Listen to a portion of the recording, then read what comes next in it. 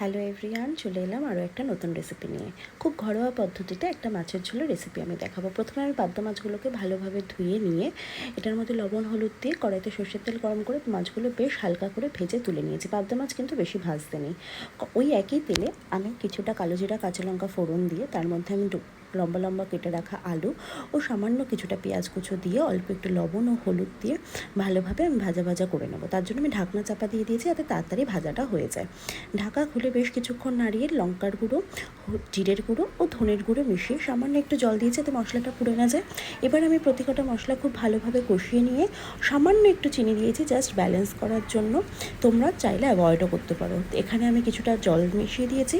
এখানে তোমরা তোমাদের ঝোলের পরিমাণ বুঝে জলটা অ্যাড করো। যখন দেখবো আমি আলু মোটামুটি সেদ্ধ হয়ে গেছে তখন আরও কিছুটা জল অ্যাড করে আমি আগে থেকে ভেজে রাখা পাবদা মাছগুলো এটার মধ্যে দিয়ে দিয়েছি। আমি কিন্তু এখানে একদম দেশি লোকাল পাবদা ব্যবহার করেছি, তোমরা মাছটা দেখে আশা করি বুঝতেই পারছো।